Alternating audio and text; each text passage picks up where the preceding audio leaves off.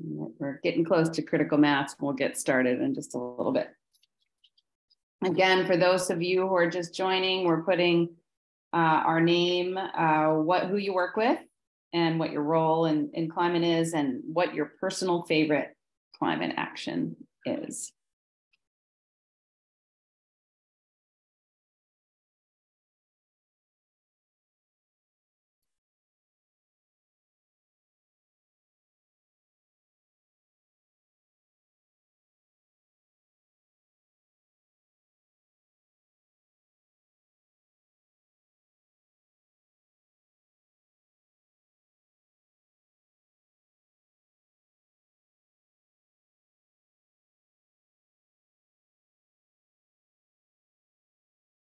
Love seeing all these climate actions in the chat. Thank you, everyone, for all you're doing to advocate for a more sustainable future.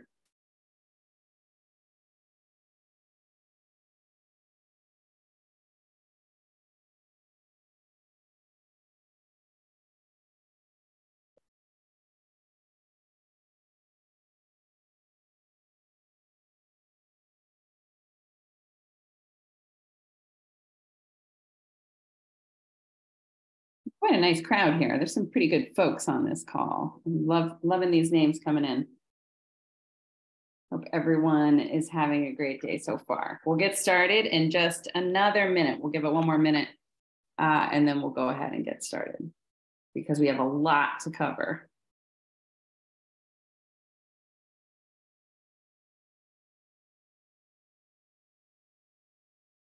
I love Morgan's personal climate action. Very familiar with that one.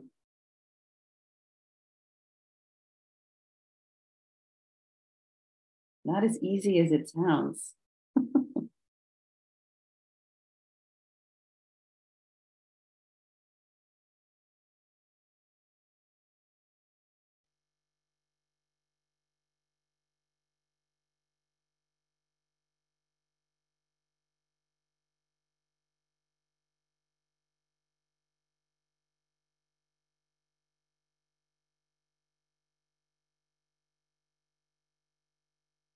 All right, I think we should go ahead and get started. So more folks will just keep joining. We've got a great team here from the Community Climate Collaborative. He'll be welcoming people as they come. My name is Susan Cruz. I'm the Executive Director of the Community Climate Collaborative. As you come in, please, if you haven't already done so, put your name in the chat, who you're with, and what your personal favorite climate action is. So we're here today to talk about C3's Solar Climate Justice Scorecard. Why did we build it and how it works? So thank you so much for joining us.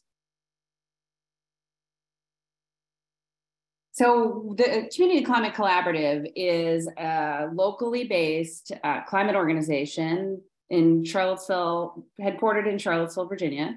And we are built to serve local communities and help develop climate solutions. How do we get our communities to reduce greenhouse gas emissions by 45% by 2030 and ultimately reach carbon neutrality by 2050?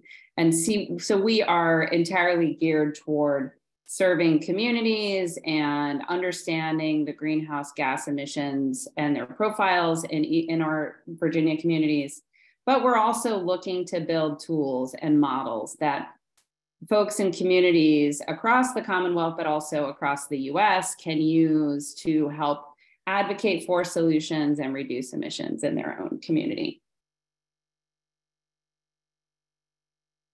So our agenda today, I've already told you a little bit about C3. We're going to talk about why did we build a Solar Climate Justice Scorecard, how you might use this scorecard in your own work, whether you're a developer, an advocate, or a local decision maker. And we'll share our first analysis that we did for the Woodridge Solar project, which is going to be which is proposed for Albemarle County, Virginia. And we'll talk about other advocacy tools that we have and what we're asking for from you. And we'll give you an opportunity to ask questions.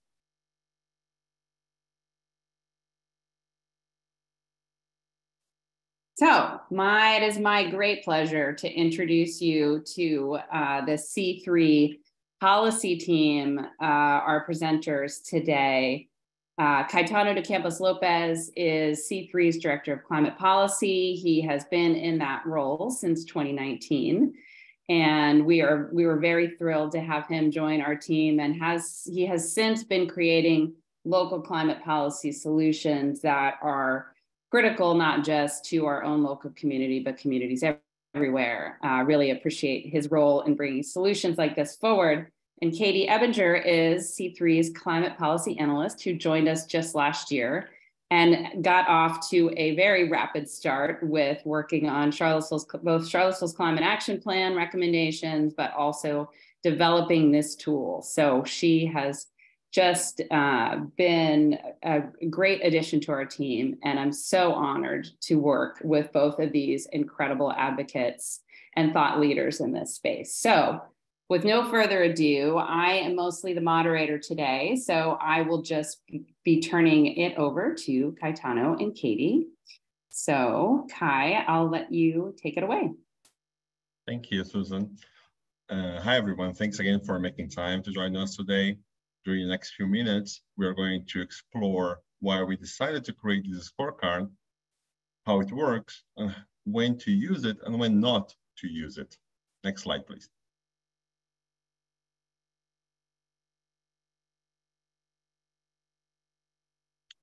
According to the United States Energy Information Agency, in 2022, around 46 gigawatts of new utility-scale electric generation capacity was added to the national power grid. 2/3 of these were new clean energy capacity, and solar contributed to the biggest share of the pie, as we can see on the right chart in yellow. In Virginia, things are not different. The Virginia Clean Economy Act, passed in 2020, established that investor-owned electrical utilities are expected to build nearly 17 gigawatts of renewable energy capacity from solar or wind energy resources by 2035. Of these, up to 93% are likely to be achieved through utility-scale projects. It might sound like a lot, and that we are already doing our part. But less than 10 days ago, the Intergovernmental Panel on Climate Change released its 6th assessment report with a strong alert that we need to be faster and more ambitious in implementing climate solutions. If anything, we should be doing more solar projects. With that in mind, I would like to tell you how our journey with this scorecard began. Next slide, please. It was clear to us that better understanding the ins and outs of what makes a solar project better or worse, and being capable to compare solar projects to each other is a key piece of information for everyone with an interest in solar energy. And that includes solar advocates, solar developers, and local and state decision makers. However, as Susan mentioned earlier, C3's focus is to work with communities at the local level. So it wasn't until a major utility-scale solar project knocked on our door here in Albemarle County, Virginia, that we decided to invest more time and resources in identifying and decoding all the multiple knots of this multi-layered topic. Our first strategy was to try to find existing methodologies to assess and compare different solar projects through environmental justice and climate justice perspective. Our goal was to find a number of options, methodologies, so that we would just have to learn how to use them and then apply them to the local solar projects in our region. But to our surprise, there weren't any available. And that was when we decided to put together our own methodology, our own tool. Next slide, please. In doing so, we saw that there are many issues with a one-size-fits-all approach that aim to assess everything with a single rule. However, we also recognize that the lack of a standardized methodology can translate into slower, more cumbersome, and potentially skewed decision-making. The lack of a straightforward tool to compare the climate justice aspects of solar projects leaves interested parties without access to important information that it's needed for them to effectively judge whether they should choose to approve or support a project. I also wanted to highlight that besides creating a scoring tool to rank projects, we believe that it was important to create some sort of comprehensive checklist with basic elements that a solar project should strive to achieve in order to avoid the perpetuation of historic inequalities and injustices in our energy system. Next slide, please. As we zoomed out of our community focus to engage with solar, we also learned that for solar energy to advance at the pace necessary to meet the challenge of our climate crisis, it is crucial that we have municipalities on board and willing to fully embrace this clean technology. And that itself was yet another reason for us to create this benchmarking tool. With this scorecard, local decision makers, our target audience when it comes to policy in C3, will be able to compare projects from a holistic, climate justice, and intersectional perspective. All lenses that should be remembered when dealing with solutions to climate change. Next slide, please. As a result, in January this year, we released the Solar Climate Justice Scorecard. The scorecard sheds light on the many climate justice elements that a solar project can and should contribute to. It serves as both, as I mentioned, a checklist for designing future projects and as a tool for scoring and comparing their performance at multiple levels. Next slide, please. Before we start exploring the tool, it's important to highlight what the tool aims to achieve and what it doesn't. The scorecard aims to provide a standardized way to holistically and objectively assess non-residential solar projects. We don't expect this tool to replace additional environmental and economic analysis for each project, which should take into account the project's context and the community's priorities. Instead of substituting them, we hope that this scorecard will help solar advocates, solar developers, and decision makers better understand the climate justice benefits that standard studies do not fully take into account, and be able to identify in which areas the project is doing better and how it compares to similar projects. It's also important to remember that currently the scorecard is in its beta version, and we are actively seeking feedback and partnerships to bring it to a final shape. Okay, let's explore how the tool works a little bit. Next slide, please. The scorecard, the Solar Climate Justice Scorecard is divided into three main categories. Developers score general, developers score per project type, which has specific questions depending on whether the solar project is on site or off site, and external score. Next slide, please. Both the categories, developers score general and developers score project type, pertain to actions and decisions that are fully under the control of the solar developers. In other words, the project's performance on these questions reflects benefits.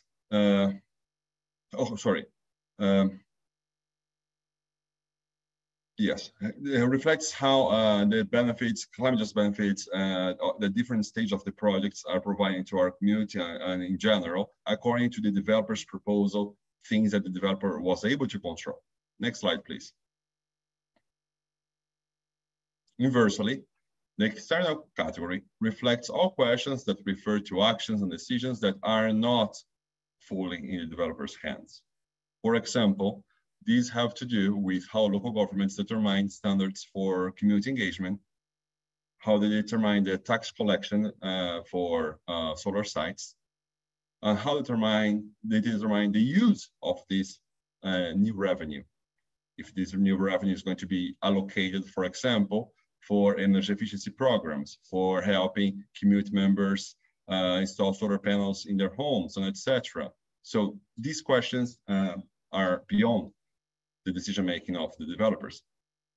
The external also has to do with who will be the the final beneficiary or the beneficiaries of this new power generation. Something that sometimes until the project's done is a question that developers do not know how to answer. Next slide, please.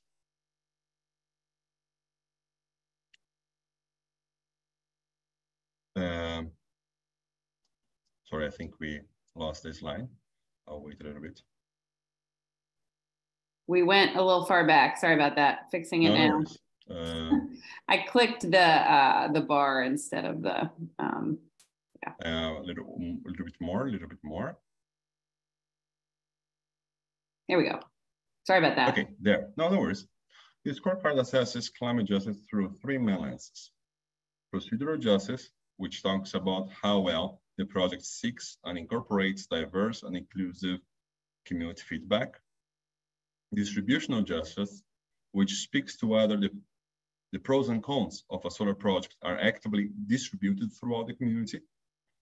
And restorative justice, which refers to the project's ability to correct historic harms and injustices faced by some communities or demographic groups.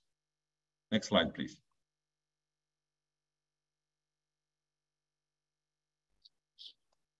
Together, procedural, distributional, and restorative justice account for 42% of the scorecard's points.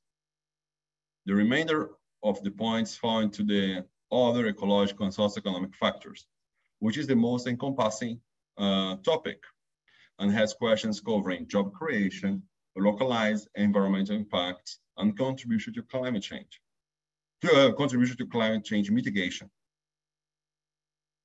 It's worth noting that many of the questions and points under other ecological and socioeconomic factors relate to the previous justice topics.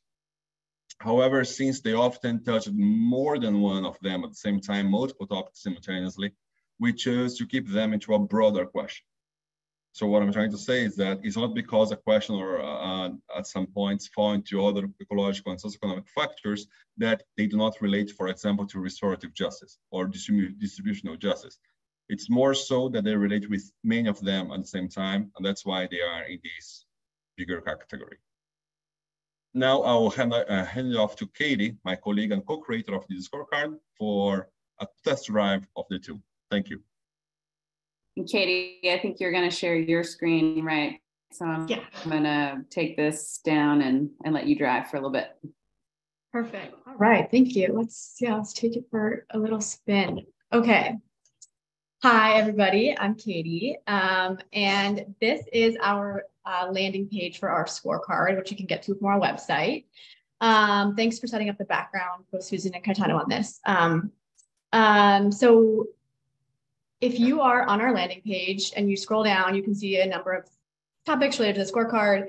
And if you're looking to analyze your own project, you can come under this banner and you're going to want to download two things. The first is the scorecard guide. This is like a methods document that walks through how to answer each question. And the second thing is this editable tool, which is what we'll be working with just for a little bit today. So while I'm opening this, I'll just say that this is a free and totally open source tool. All right, let's see, sorry. So anyone can analyze their own project. And if you do want to analyze a project, we would love to be involved. So please reach out to us and we'd love to help. So when you walk into the tool, we're going to start with some procedural justice questions. So you can see every category or every topic area is like under a different tab here. These procedural justice questions are the first ones we're going to look at. So the first question I want you to look at is PJ 1.2. Were materials available in multiple and appropriate languages? And I want you guys to take a second here and just think about a couple things that you notice in the wording and the scoring of this question. And I'm sure we're all going to come up with different observations, but I'll just walk through three that I have. So the first is that This is a binary question. It's a yes or no question. So it's very straightforward to answer. Did something happen, yes or no? And in fact, a lot of our questions are structured like this to make them very easy to use. But that brings me to my second point, which is, you know, there might not be a lot of nuance in a yes or no question. And so this is phrased in a way to help develop or help people who are analyzing projects add their own customizability to whatever is needed in their project. And then the third thing that I want you guys to notice is the weighting of this scorecard. So our questions are weighted in different ways to one, reflect the importance of an individual top question, and two, standardize the points between different topics. So you can see that there are 4 questions here in procedural justice, but then 5 in distributional justice. But we don't think distributional justice is more important than procedural justice. So we needed to weight the questions differently so that the scoring matched. And once you play around, just playing around, adding some, we'll say this project did super well in distributional justice. You can go back to the summary tables, which is the first tab.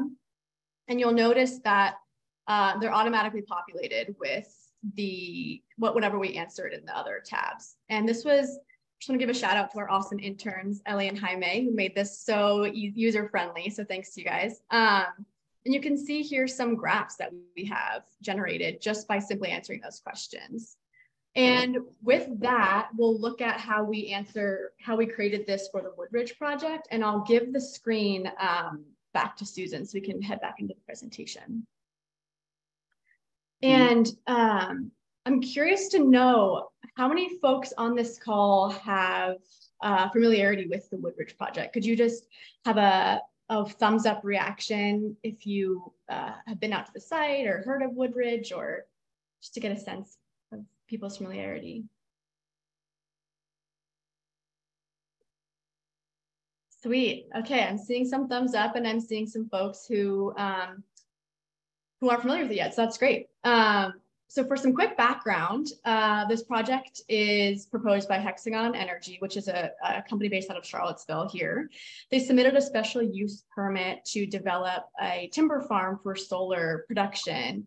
And if you hit the next slide, you should see pictures of what the site looks like right now. So on the right here, that top image shows some scouring of the site. It's currently a timber site. And the bottom image shows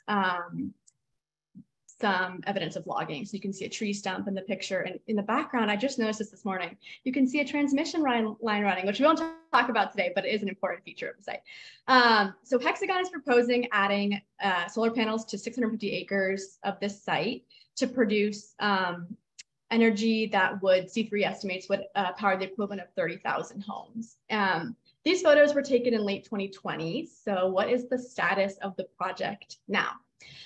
Well, in Albemarle County, solar projects of this size in agricultural areas need to have a special use permit. And no worries, it was just a picture of Albemarle County House, so it's pretty straightforward.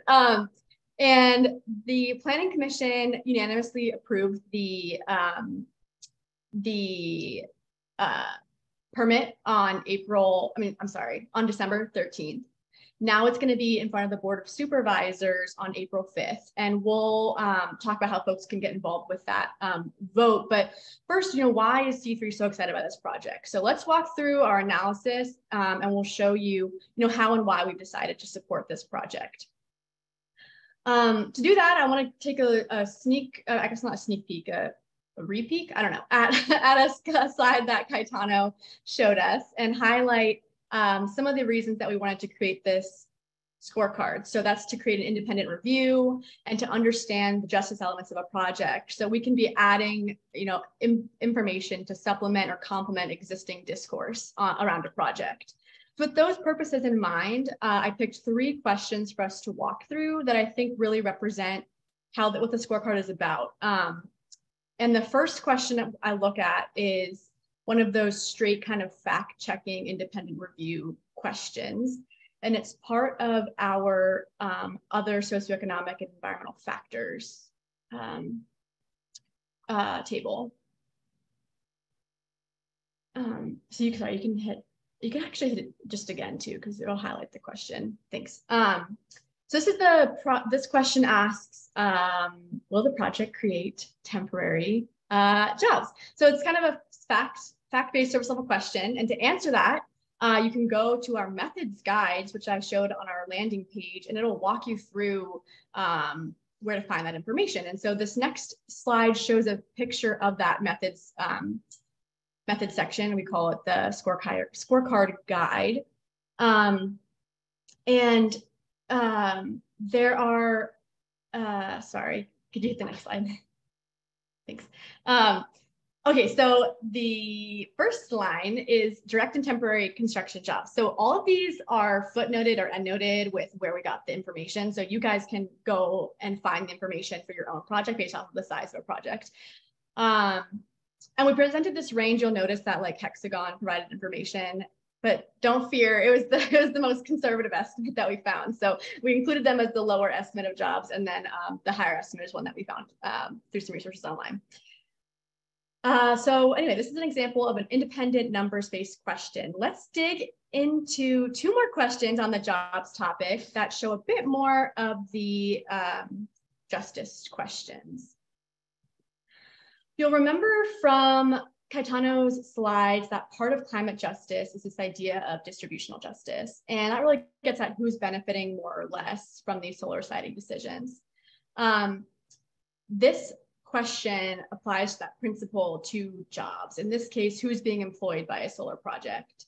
To answer this, we talked to the developer, we read through their permit application, and we found in that application that they had a they were guaranteeing local jobs. For this beta version, we decided that was enough for us to give this project a 1 out of 1. But we've been in conversation with some folks on this call and others about adding additional metrics here if we think we need them. So that is an example of a distributional justice question. And then our third question that I'll walk us through in the Hexagon project is a question around restorative justice. As a reminder, restorative justice gets at how well a project is addressing historic burdens. And our jobs question on employment is, does the project create no or low cost job retraining for renewable energy jobs? Looking through Hexagon's materials, it was clear that that wasn't going to be a guarantee at this point for this project. So they ended up getting a 0 out of 1. And I think that these questions really show a much more complete picture of what the Woodridge project means for our community than if you had just been given a typical report that showed the number of jobs. So for a lot of subtopics in this scorecard, whether it be jobs or taxes or emissions reductions, you're going to see that same theme followed of basic fact checking to deeper justice questions. And so how does that relate to our overall score? These are just 3 questions out of a number of questions. Well, this is a graph that we saw in partial creation during our test drive. This shows how well the Hexagon project did, the developer itself, Hexagon, not the entire project, the Hexagon portion, on this project. So you can see the distributional justice scored really high. We saw that with the 1 out of 1. Socioeconomic and environmental factors also scored very highly. And so you can start to see how a project did in different topics. And overall, this project scored really well. So I'll write that is one graph. And another graph that you'll get is this one. And the one on the left you saw from Kai earlier. And the one on the right is it compares the actual distribution of points in each topic. So you can see how the yellow portion and the blue portion, the light blue portion, are a little bigger on the right-hand graph than the left-hand graph. So you can see that that means this project outperforms in other socioeconomic and environmental factors and in distributional justice. Then you can decide as a community what your values are and how you want a project to be performing in different categories. And you can use this to inform how a project is aligned with what you're expecting. And note that these graphs show the total score breakdown versus the developer score breakdown, which was on the previous slide. so far, we've shown you how to generate the analysis and graphs, but as Susan mentioned, we're an advocacy organization. And so what's great about this tool is that all the information we've generated so far today can be translated into advocacy tools. And we'll take a look at some of what we've created with this analysis. We've made a couple blogs, and we have a one-pager to distribute to community members, decision makers. And most timely, perhaps, is this petition, which is screenshotted here. You can see that a lot of community members are supporting this project. We have over 400 signatures. If you want to add your signature, the link is in the chat. And we'll send this petition with all the comments, like this great comment here, and the signatures to our county ahead of that April 5th vote to show how much community support there is for the Woodridge project. And since the release of the beta version of this tool in January, we've been meeting with partners to improve the tool from beta to 1.0. And we want to share some of the nuances and changes that we hope to incorporate in future iterations, just to kind of give you a taste of our direction in the future. And we'd actually also love to hear from other people, anyone on this call, people watching the recording, to help us improve the tool. So the first thing to draw attention to is point number 1 here, that first bullet point. We want to add attention to determining what projects get classified as on-site versus off-site. So based on some conversations we've had since the release of the beta version, we've realized that it's going to be important to capture things like how much generation capacity a project has, how a project's connected to the grid, the location of a project, if it's on infrastructure or on the ground, which is kind of what their determination is now. And so we're going to add a little bit more nuance to that first kind of bifurcation of the project. The second bullet point here, another set of questions we want to reevaluate is around the environmental impact. So if you have the scorecard open still, that's going to be questions OF 1.1 through OF 1.3. And we want to emphasize here a little bit more in future versions that we're comparing relative conditions of the site and maybe create a calculus of environmental quality before and expected environmental quality after, and have more of a comparison grading system. And also kind of make it clear that this is not a one-stop shop tool. It's really used to emphasize the justice elements of a project, and kind of make sure that's centered throughout. So then the last bit of nuance we want to add, I guess, would be to better understand how well a developer will actually work toward community benefits that are promised. So this is questions like DJ 1.1 or EF 1.2 if you have it open, but I don't expect you to. Basically, like, how can we ensure that a project or a developer will pull from a local workforce after promising that in a proposal, or how can we ensure that the taxes will be used for just ends in perpetuity? And we've actually been in some great conversation, again, with folks in this call, including Ray Elliott from Flip, who check out her job retraining work if you haven't already, to help us figure out like how to incorporate those elements into future questions and versions. So all that to say, in the next steps of this tool, what comes next, answering that question, we hope to partner and collaborate and learn from folks like you. And even though we want to make some changes in future versions, we don't expect the overall takeaways, certainly not from the Woodridge project, to change drastically. And if on the Woodridge topic, if you're interested in speaking on behalf of the project on April 5th, or again, signing our petition, you can follow links that are in the chat. And if you're interested in helping us refine our tool or want to use the tool yourself, please reach out to us. I think our email is also going to be in the chat. It's policy@theclimatecollaborative.org. So with that, thank you all so much for your time. It's been really fun to share this with you and walk through the scorecard together. And we can kind of open it up to questions. All right, so I'm going to stop sharing my screen. But, first, I do want to, I have a question which I want to I want Kai and Katie to answer because I really appreciate their perspective on this, and that we've talked a lot about climate justice today. But what does this mean in the importance of a solar project? How does climate justice relate to a solar project? Can you share more about that topic and why it was so important to have a tool that had this element? Sure. Katie, do you want to give it a try first? Absolutely. So thanks for the question, Susan. We talk about climate justice in this card in relation to a couple different things. One, that we think everyone should have a seat at the table, and kind of two, making sure that I guess climate justice in general is hoping that is working to make sure that the impacts of climate change are not disproportionately felt among already disadvantaged groups. And so I think in the case of this scorecard,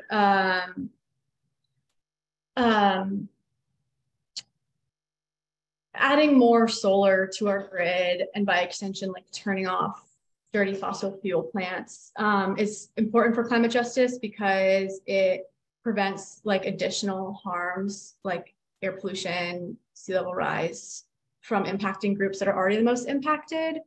But I think it goes beyond just not repeating harms. And with this scorecard, we're hoping to show that solar has an opportunity to reverse some of the harms that have been done by the energy system historically. And taking a look at the chat, when people were walking in, or even the organizations that have supported our petition, it's clear that social justice organizations are interested in reversing the damage of climate change and fossil fuel combustion. And so it's important that we are able to center those voices going forward in clean energy work. Yeah, Kai, do you want to add? No, I'd like to complement a little bit. I think that it's very hard to talk about climate justice the same way that it's hard to talk about climate change, because if you're really being thorough, it should touch so many levels, so many layers. But using a trick to make things simple, let's talk about procedural, distributional, and restorative again.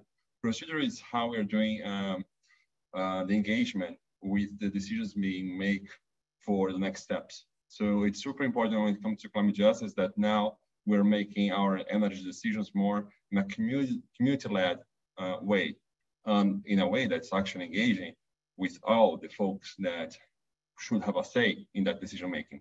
So it's really important, for example, that when we are studying, in our opinion, that's something that counties and cities have to establish the guidelines for that. When you're studying a project like that, you don't just engage with those people that are living within 2 or 3 miles from a project or a certain small radius. That's something that everybody in the community should have a voice. That's why we are talking. We don't live 2 miles from the project, but also,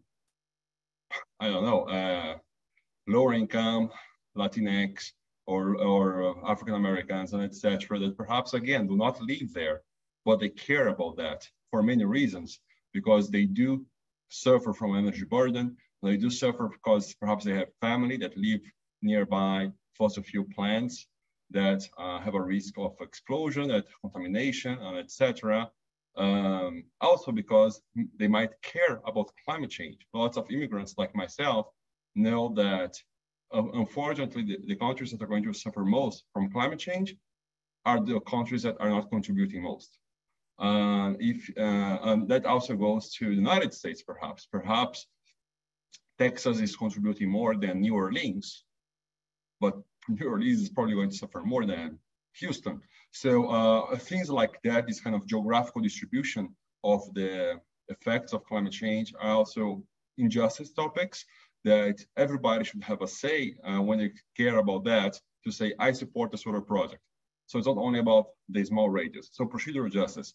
Second, restorative. So we have, as I mentioned, the environmental justice movement started with movements of African Americans, that people of color that were living nearby coal power plants, etc., nearby pollution, and they were trying to identify that that was a really racial justice, like a social injustice topic, and that needs to be addressed. So again, that goes to the restorative part. We are trying to provide new energy capacity to the system in a way that we can move away from coal power plants, etc. So that's a restorative portion there.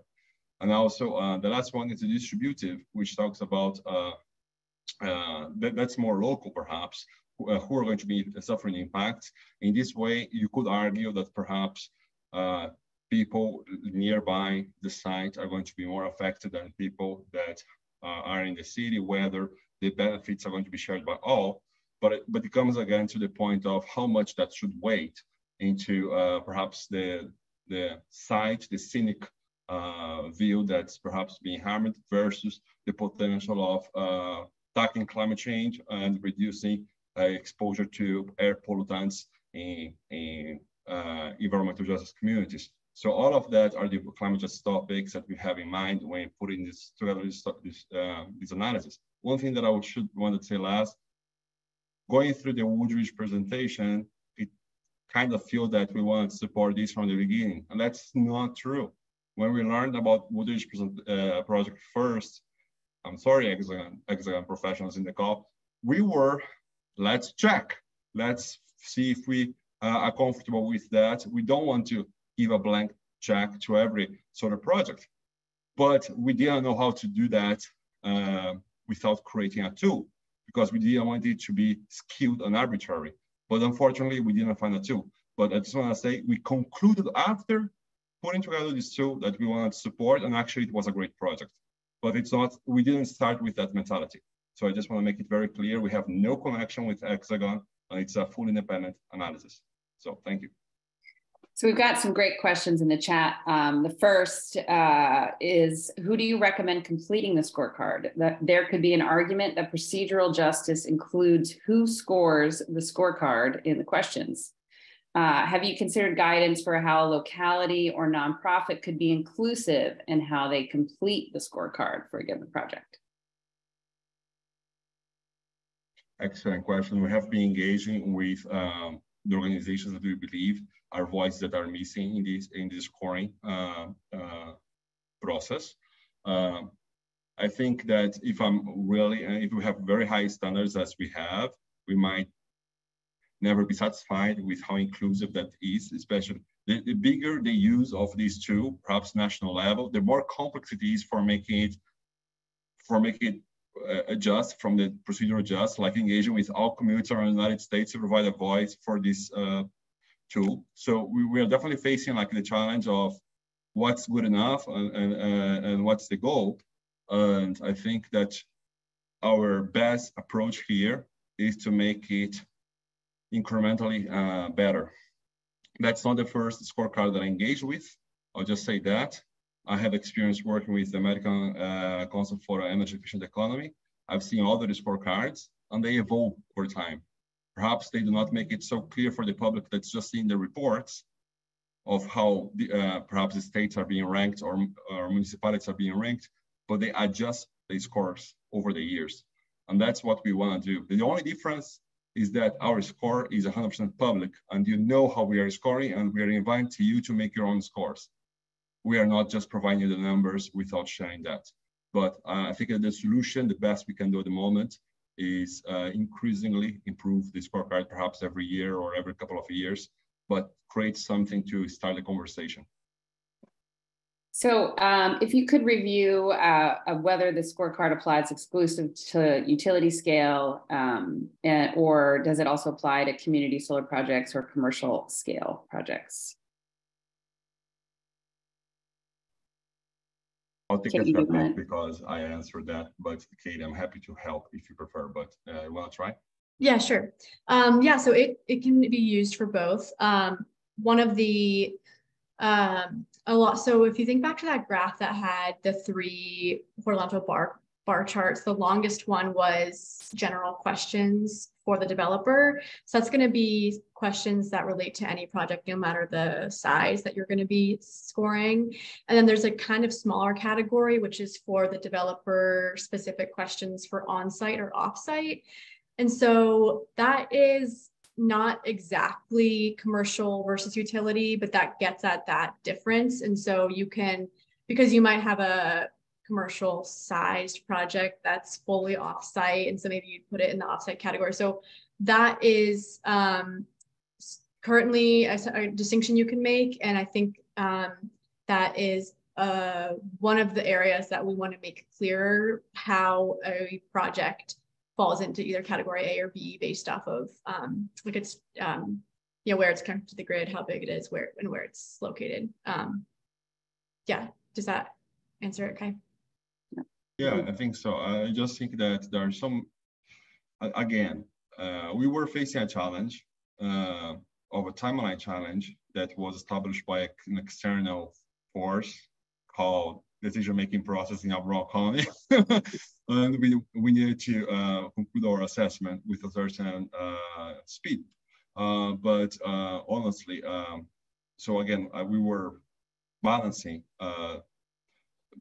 making a better score or making it fast enough so that we can actually make use of the initial purpose of the score, which was to know our position with regards to this project.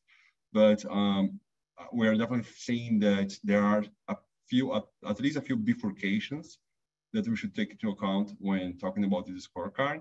We do think that there is a natural distinction between offsite and onsite. However, for offsites, there should be another layer of distinction, most likely, between projects that are offsites, but distributed, connected to the grid automatically and feeding the local area. They are not on-site, but they are in the same distribution grid, versus projects that are off-site and are directly connected to the transmission grid. And not only it's different from the perspective of who is going to be benefiting from this new generation capacity, the distribution, the projects connected to the distribution grid are going to theoretically already contribute to the climate goals of the local area, more likely because the energy is going to be used by local players. The projects connected to the transmission grid, not necessarily. They could if the buyer is a major organization from the local area, but it's not necessary.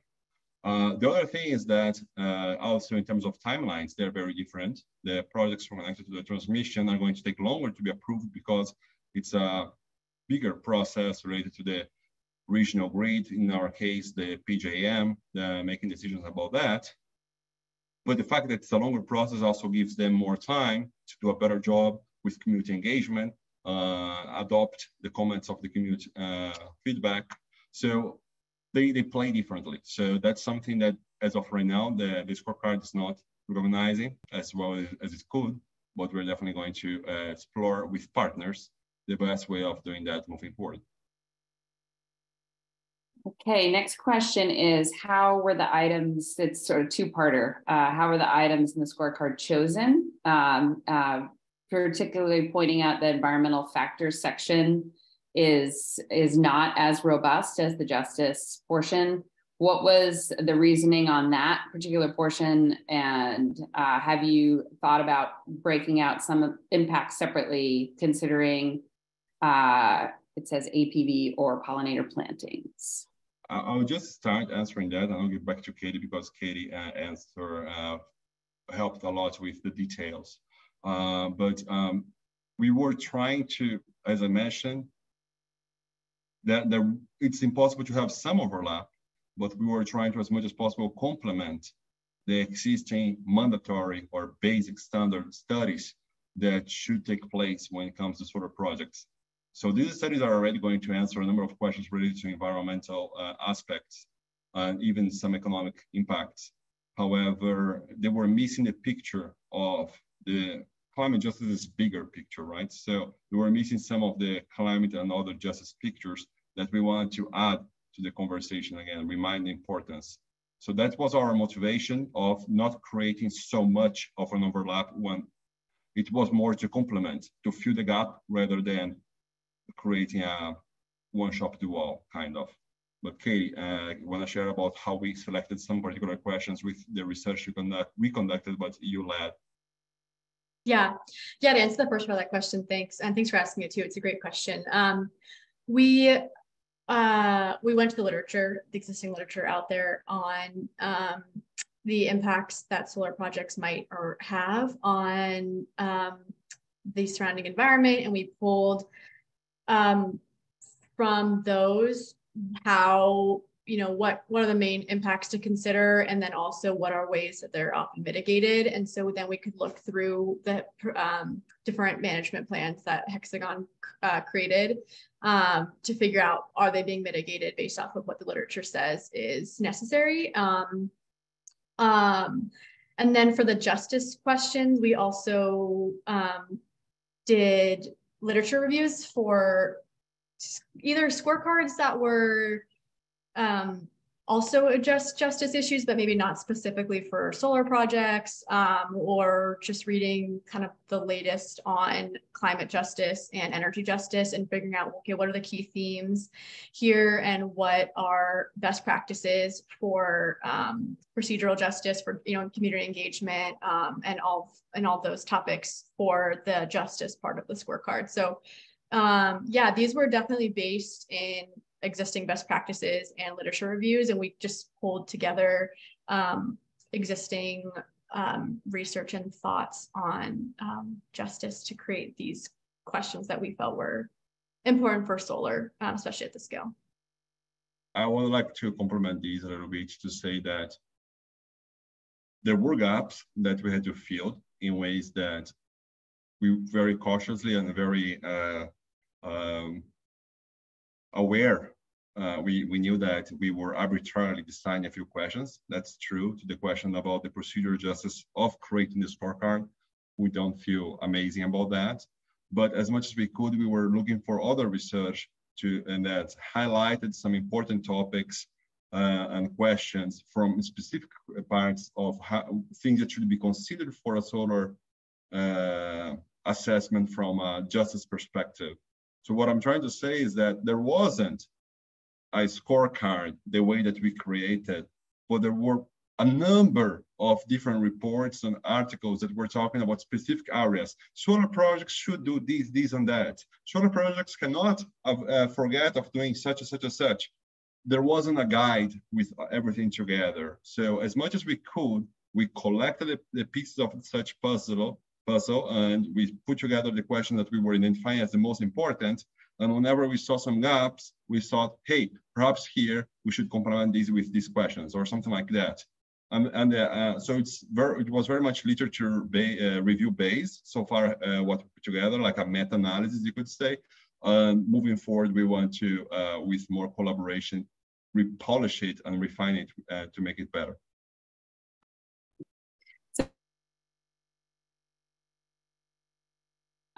Do you see the scorecard being used to compare versions of the same project? So give the project a score, and then the developer or the community makes some revisions and then rescore the project, or could you use it to compare one project to another, for example?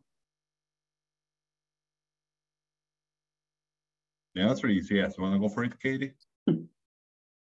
Sure. So yeah, I think our initial thought was that it would be great to use this to compare projects. Well, I know you like the lead example. I don't want to take it from you, but basically there are like a lot of other.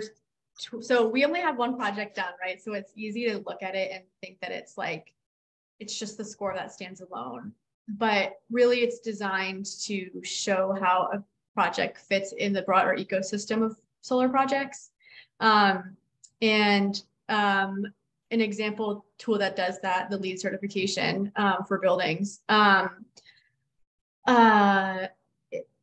is a project or a tool, a score that compare, like, your gold certification is not like necessarily, it's not like the same set of, it's not based off of your score, like your percent that you got, right? It's based off of where you are and what time your building was built and all those things. So your gold standard here in Charlottesville might be different from a gold standard 10 years ago in Atlanta or wherever other city. And so that's kind of the thought behind this tool as well. And so as we get more projects analyzed, hopefully that will be clearer and continue to just add the more projects are done, the more value the scorecard has, I guess. Yeah. Perfect. It's I just want to rephrase that a little bit. For example, the LEED tool, what it works, as Kay said, it's not rating LEED, platinum, LEED gold, and etc. as a function of a certain score. It's as a comparison to a certain geographic area at a certain year. So in other words, you're going to be able to better assess how well a project's doing when you have a bigger sample of projects being assessed. So we're definitely wanting to move in that direction so that we have a better sense of actually it's 85% a super high score, or is 85% actually pretty standard compared to others. So we're not there yet. We want to go there and improve the tool moving forward. The other thing that I wanted to say is that from the developers, from the solar advocates and local government perspectives, yes, we would love to compare projects to see which one's better and which perhaps proposal in our region is better. From the developer's perspective, I encourage the developers to use that in a number of ways. For example, first, to assess, is this project mature, like ready to be well received, and kind of what's like you could use it as a risk assessment level. Like if your project is doing super well with this scorecard, there's a higher chance you're going to be doing super well with the community embracing this project, and etc. If the project's doing bad, perhaps there's a room for actually making it more score better. The other thing is the external part, which is, as I mentioned, things that the developer cannot decide. However, if the developer is choosing different sites, there will be, to a certain extent, local governments or areas that will make this project score higher just because of the external part, which is 20% of the score. We hope that developers are going to actually use that also to decide siting areas, both for reducing the risks, increasing the probability of being a well-accepted project, but also for increasing the positive climate justice benefits that the project's gonna give. So hopefully we're gonna be in a moment someday where local governments are going to actually be also competing to receive projects that are more climate justice by change a little bit of their policies to make projects overall better. So one more question, and it's going to have to be our last one, although we will please reach out to us if you have additional questions. We'll try to respond to folks who put questions in the chat by email and let you know. So if you have last questions you want to throw in there, please do so. But this is just more of a general summation one. Are we choosing projects to assess? Do communities fill it out? Is it aggregated and presented to local governments? What's the end goal?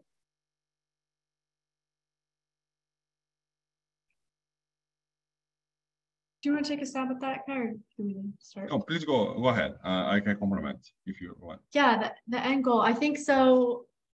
I guess we don't have an agenda for who we want to be filling out versus other folks. So it's, I think to us, it's the success for government developers and advocates to be filling it out. So certainly people can use the card on their own versus like us coming to folks to use it, I guess. Sorry, that was not great. No, okay. No, I just want to say we are in this situation right now where we created this as an open resource, hoping that it could be used for all, by all. That's why we also created a tool in a downloadable format that whoever is interested can fill on their own. However, we understand that it might be a little bit more difficult for some staff and either developer staff or government staff to find time and capacity to justify using that tool that is a new tool and etc. So for these initial steps, we're definitely considering the best way forward in terms of perhaps creating some sort of grant that we are giving our time for the 10 initial projects that are going to be wanted to be assessed, that we are going to be working with them, or the 5 first, I don't know, working with them to help them assess and etc. So that's not official, but we're definitely considering options like that. Or if that's something that we're going to be offering some sort of consultant capacity, that developers or local governments that want to assess a project reach out to us, and there is a certain fee that we are charging for engaging with creating this report for this project, for this as a third party engaging with that. So that's the answer is not clear yet. Ideally, we try to make this as easy as possible for everybody to use, but we are open to everything is dynamic and fluid at this point. We are definitely studying the best options. Thank you. All right, thank you so much, everyone, for joining us for this demonstration. And please let us know if you attempt to use the tool. Please give us your feedback. Again, this is a beta version, and we do want that feedback to continue to improve it. So thank you so much for your time, your collaboration, and for your interest in climate solutions. We need all of us pulling on this, and I appreciate everyone that's here today. So thank you so much. Thank you. Bye. Thank you.